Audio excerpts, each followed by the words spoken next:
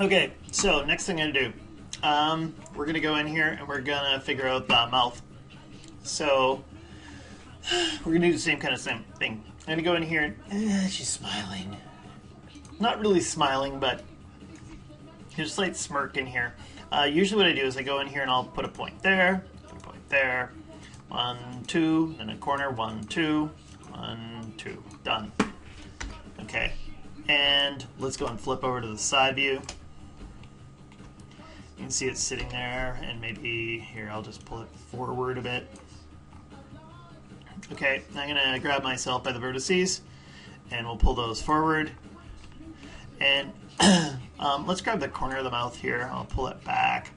And again, I'm going to be a little bit on the creative side there. She's kind of got a normal face, right?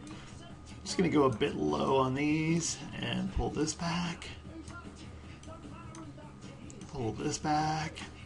Actually, maybe I gotta pull the lip back a bit here. Okay, and also, just gonna go in here and snap these to the grid. Now, if I hold down X, you're gonna see they don't snap quite right.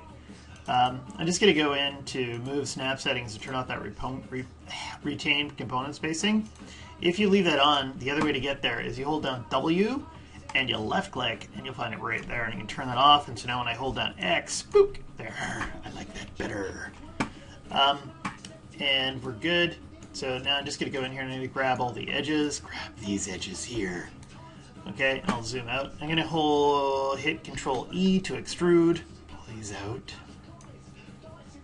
Okay, and I'll grab these by the vertices and grab this here.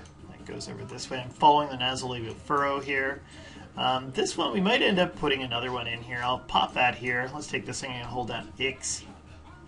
There, it snaps to the grid. Great. This one here, hold down X, and I'll snap that one to the grid too. Kind of the corner of the mouth, we'll take these and I always kind of put them kind of a bit tighter together like that. Okay. Usually I end up splitting this one later, and same with this one right here. We'll do that in a moment. Just going to go in here, kind of find the end of the chin, and here, let's do that so I can see what the hell I'm doing. Okay, great. And that probably follows the nasolabial furrow. Really hard to see on this image. Yeah, I could spend a lot more time hunting down a really good picture of her, but I just didn't. Okay, I didn't. I'm going to grab this face here in the center, and I'm going to delete it. Okay. I might use the insert edge loop tool at this point, and boop, here, put in the loop, and that way I can kind of see what I'm doing here a bit more. Maybe grab this one and this one, maybe I'll pull that back just a wee bit, Here, great. And we'll take this one and this one, let's pull that back a little bit. Okay, and this area here typically kind of bulges out a little bit. I'm going to pull that forward, that should be fine. Take that, pull it forward, pull it out a bit here. And usually kind of a wad of fat there. Okay, we'll be fine. Then what I'm going to do is I'm going to grab this edge, double click here, and then if I use the extrude, I can extrude in a bit here. You'll see that that kind of does, everything kind of goes wacky when I do that, but I'm just going to switch to my scale tool instead. Scale it down. Switch to my move tool, pull it up, maybe a bit more scaling. Okay, so I can kind of close the lip. And we'll look here at the front and we'll say that's good. I'll pull this back a wee bit. And let's see, when I'll just deselect these ones and this one. I'm going to pull this in a bit here. Okay, again, she's smiling, so I'm being kind of creative. If you can call it being creative. Here, I'm just going to pull that forward a wee bit. Okay, and that should be good. And I can make this even close here. Okay, good. And then I'll go and I'll use the insert edge loop, and I'm going to pop a loop here. And I'll just grab my move tool. I'm just going to deselect these back ones there, and I'll pull it forward. And if I go and I check it out in perspective mode, kind of see what it looks like. For some reason, these feel like these could come a bit more forward here and a little bit over. And how about these two? They look too much like they're on the side here, and I don't know. Pull those forward and kind of pretend that looks better. Okay, and maybe I'll do a quick insert edge loop here. What time are we at? Okay, I'm 5-minute mark, so I can probably easily get away with this. Also, too, when you're using the insert edge loop tools, sometimes, let's just undo this. If I hold down shift, if you do this, it pops it and kind of rounds it out for you. And hold down shift, there.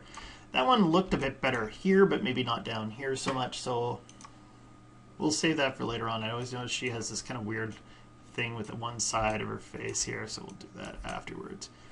Okay, and that should be happy times. And here we'll go in and just take this as well and take these two pieces, and because we're under the 10-minute mark, I'm going to try and keep all these at 10 minutes combined. I'm just going to delete the history, and if I look, I suspect that this edge here can nicely blend with that one to this one. No, I'd like that one. Actually, I'm just going to take one thing. I'm going to take this edge here and this one. Actually, let's leave that one alone, just that one. I'm going to go up to Mesh Tools, and I really like this Slide Edge tool. I'm going to put it on my shelf. There, middle click and move it, and it kind of slides along the geometry. I like that. Okay, and if I look out here, those two should match up. I don't want that one there. These two won't distort. So what I'm going to do is get the Append to Polygon tool. I've combined these two together so I can do this. Okay. Maybe I'll switch to my side view. And if I go and I get my Insert Edge Loop tool again, I pop a loop here, switch to my Move tool, pull that out a bit, zoom out. I think I'm getting kind of the shape. Okay. I'll do that. G. So I'm going to use the Insert Edge Loop tool again, pull that out a bit. G. Here. Kind of getting along the edge of the nose. I'm already kind of predicting what I'm going to do when I start doing the nose, which we'll do on the next video. I think I'm going to probably stop right around. Actually, I got one more thing I got to show. Got this. I'm happy and I know it. Just going to delete my history. I'm just going to move my pivot point here. Everything looks like it's squared up. I'll just make sure this is all squared up. So I got all those points selected. If I hold down X, boop, they should snap. Okay, great. My pivot points here. I'm just going to hold down D and X, and I'll move this over here. Okay, and I'm going to go into Edit, Duplicate Special, and in Duplicate Special I'm going to change this to an instance. We're working on the X-axis, so scale, make this -1 in the scales here. This is the scale, the X column, Y, Z, Duplicate Special, boop. And so now I got an instance on the other side. And maybe I should grab my eyeball. I'm going to make a duplicate. I'm going to group it, and I'm going to take the pivot point, or take this, and I'll scale it inside out. Freeze the transformations. There. And now I got eyes on either side. I'm going to take this and also just go to Mesh Display, and I'm going to soften the edges. So noticing some weird hard edges on here that were kind of bothering me, and whenever I want to look, I can go and hit 3, and it'll smooth it out. Okay, and I'm going to stop here.